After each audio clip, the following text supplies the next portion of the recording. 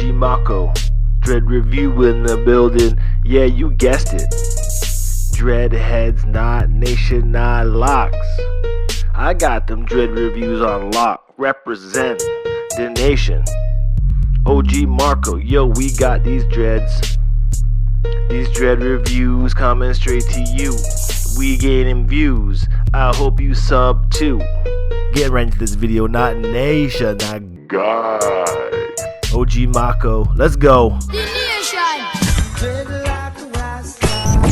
Hold the phone. Who let Jaleel White out of the house and brought Urkel back into the game? I don't know. It looks like Urkel here a little bit, but OG Maco, stage performer, Atlanta, Georgia. Here he is with the bald fade, the regular fade, the #1 fade, which quickly grew out into a fro that went bleach. Now, with the bleach, we've seen the bleach movement happening over and over and over again here on the internet with dreads alike. Now, what OG did differently here was dye his hair before he even had the lock game going.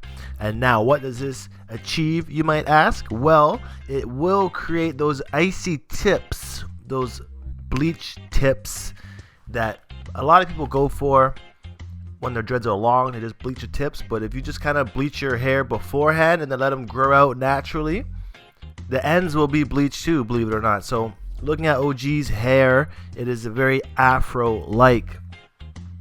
Probably a little dry too because of the dye.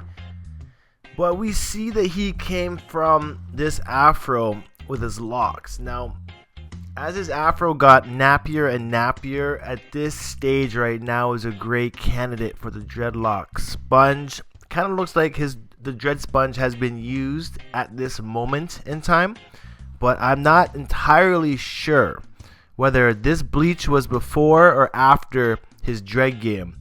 But as you can see in this photo, the dreadlocks are starting to go on around the sides, around the front, where that one is kind of dangling from his forehead, and we kind of see some congos happening on the right side as well. But this is still the beginning stages of his locks. Again, here we see a little bit more of a close-up where his locks are kind of nubbing together. They are just starting to come together here. This look here would be pretty much free form. There is no interlocking, there's no twisting, there's no crocheting happening at this point. Just the nappy hair. So as I was saying before, I wasn't sure if this photo is from before or after, but we see that the bleach is gone. I have a feeling he might be on different dreadlock journeys over the years, but essentially Hightop freeform happening in this picture specifically. And then we had evidence of him kind of chopping his hair once again. At this stage, just the regular afro before the bleach. Bitch, you guessed it. You was right. Bitch, you guessed it. Fuck nigga on sight. Not really Guan with the eye patch. What happened here? Maybe some of you viewers can fill me in down below. I've been listening to OG now for like a day. I find these guys out through you guys, to be honest. But the locks here definitely showing some growth, showing some icy tips still once again. And this high top type of look coming from this afro bleach that we get around here is very easy to attain with the sponge, and then if you transition into twists, this would be a very great journey to do it that way. I have a feeling that OG was kind of doing it more freeform more than anything, because I like to see that nappiness kind of show through from this bleached dread fro. It's too crust in my eyes, but I got the plan devised.